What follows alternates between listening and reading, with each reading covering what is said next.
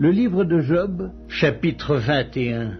Job prit la parole et dit, « Écoutez, écoutez mes paroles, donnez-moi seulement cette consolation. Laissez-moi parler, je vous prie, et quand j'aurai parlé, tu pourras te moquer. Est-ce contre un homme que se dirige ma plainte? Et pourquoi mon âme ne serait-elle pas impatiente? Regardez-moi, soyez étonnés, et mettez la main sur la bouche. Quand j'y pense, cela m'épouvante, et un tremblement saisit mon corps. Pourquoi les méchants vivent-ils? Pourquoi les voit-on vieillir et accroître leur force? Leur postérité s'affermit avec eux, et en leur présence, leurs rejetons prospèrent sous leurs yeux. Dans leur maison règne la paix, sans mélange de crainte. La verge de Dieu ne vient pas les frapper. Leurs taureaux sont vigoureux et féconds. Leurs génisses conçoivent et n'avortent point. Ils laissent courir leurs enfants comme des brebis, et les enfants prennent leurs ébats. Ils chantent au son du tambourin et de la harpe. Ils se réjouissent au son du chalumeau. Ils passent leurs jours dans le bonheur, et ils descendent en un instant au séjour des morts, et il disait pourtant à Dieu, « Retire-toi de nous, nous ne voulons pas connaître tes voies. Qu'est-ce que le Tout-Puissant pour que nous le servions? Que gagnerons-nous à lui adresser nos prières? Quoi donc, ne sont-ils pas en possession du bonheur? Loin de moi le conseil des méchants, mais arrive-t-il souvent que leurs lampes s'éteignent, que la misère fonde sur eux, que Dieu leur distribue leur part dans sa colère, qu'ils soient comme la paille emportée par le vent, comme la balle enlevée par le tourbillon? Est-ce pour les fils